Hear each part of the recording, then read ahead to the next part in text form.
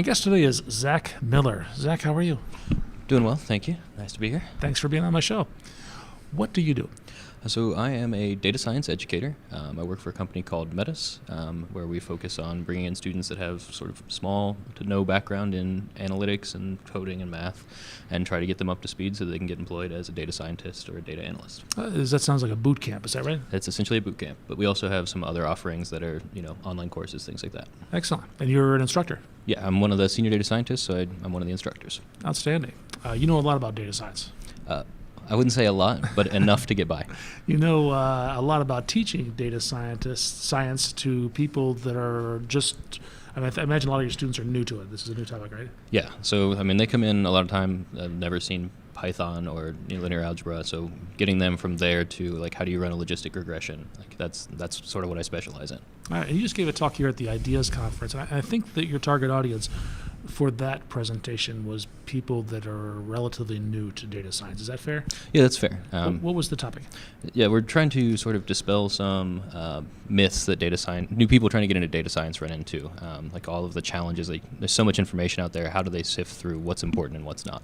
What is important?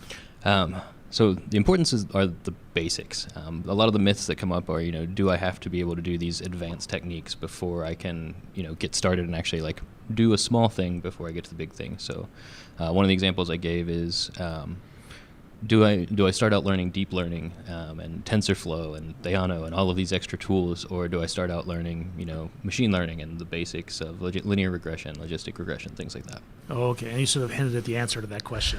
Yeah. The question itself, which is you want to learn the basics before you learn the advanced, right? Yeah. There's no sense in starting out with deep learning if you haven't mastered the simpler techniques first. You got to have those simpler techniques to understand what deep learning is doing, why you would build deep learning the way you do it, how you get the data ready for deep learning.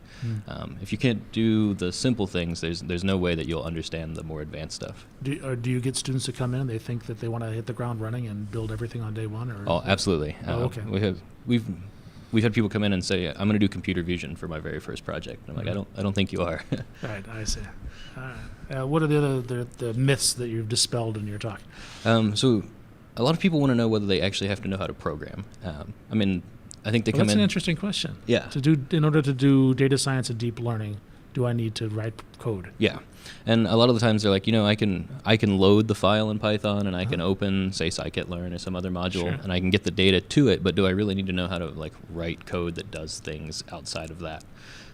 Is a very common question that I see all the time. What's the answer? I think for me, the answer is absolutely you have to be able to. Okay. If you want to be employed nowadays, maybe 5 years ago you could get away with doing some of that when it was still not as widely accepted in industry. But some of what? Some of just using tools to do all of your machine learning?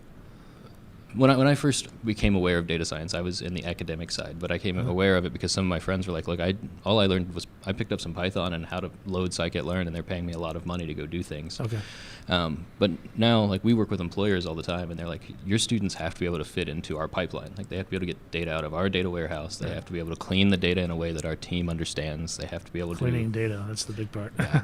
And they have to be able to make reproducible code, or we can't actually use them as part of our data science team. So the balance has definitely shifted up towards the software engineering side, I think. Okay, well, that's good news for those of us that started writing code a long time ago. What else?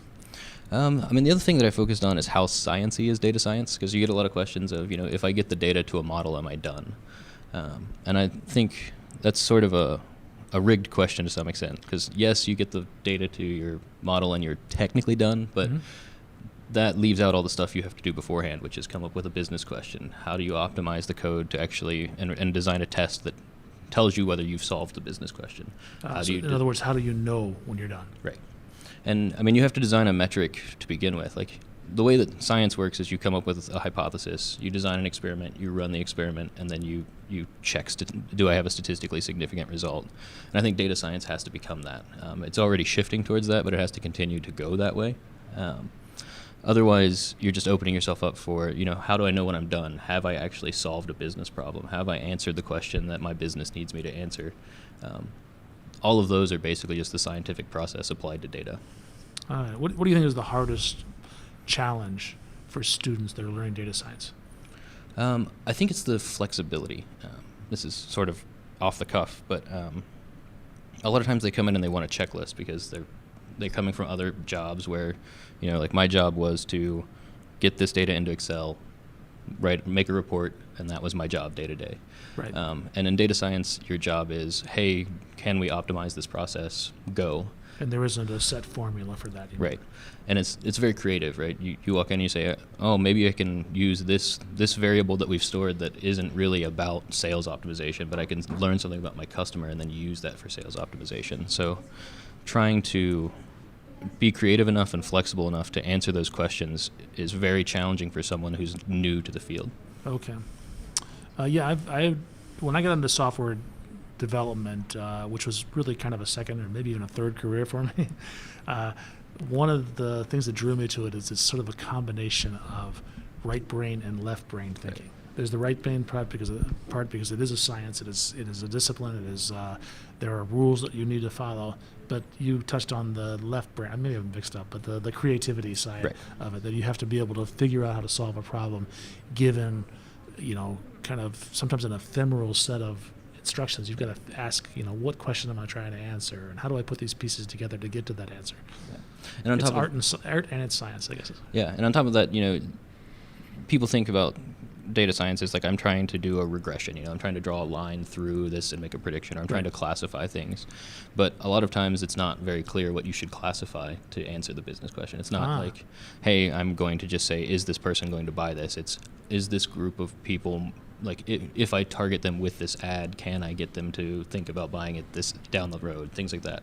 And that's not a traditional, like I walk in, I know that I just have this data set and I make this classification, right? It's much more complicated than that. Yeah, and I totally get that. I'm relatively new to data science. Just the last year or so, I've been diving into it. And it's a different way of thinking. It's not, you don't start at line 1 and move down to end of file. It's more iterative. And it's more, sometimes I don't even know that question until I actually look at the data and I realize the data tells me the questions. Yeah, and a lot of times you'll get somebody higher up in the business that says, hey, we want to answer this question and we have this data set, good luck. And that can be very frustrating for someone especially coming in with new. the crap data that they send you. Yeah, like 60% of the data is missing. Figure out how to use this. So it can give, there's a lot of creativity that goes into that that's very challenging when you're coming into the field for the first time. Excellent. Is there anything we haven't talked about that we should have? There's a huge field out there, but I would say the main other thing that I like to tell people is that it's not magic. It's math. It's just linear algebra, calculus, statistics, and a little bit of Python, or R. I shouldn't bias too much, but it's not magic. It's just finding ways to combine those two, and there are a lot of great sources out there for doing that. And like, if you go to the internet, you can find blogs, you can find textbooks for free. Like all of that's out there, and you can learn it all, sort of on your own time, or if. I don't want this to become an ad, but there are also programs outside of mine or mine. By all means, tell us about Mattis. What do they do? So that's the boot camp structure. If you're not familiar with it, is like you come in for 12 weeks, every day, 9 to 5, and we basically start at the beginning. We say, okay, how do you handle data in a coding language? How do you do for loops? How do you do while loops? How do you get up to speed to the point where you can do all that? And so you can learn all of that stuff absolutely on your own on the internet, but it might be a 12-month, a 24-month process. We just try to condense that down by giving you access to people that know how to do that and how to teach it quickly. So the main thing I'm getting at is, like, if you're interested in this, it's not magic. It's not something that nobody can, like, only really PhDs can do. Like, you just have to get out there and do it and start practicing and start reading about. I'd start with linear algebra. That's a great place to start. Zach, thank you so much. Thanks for having me.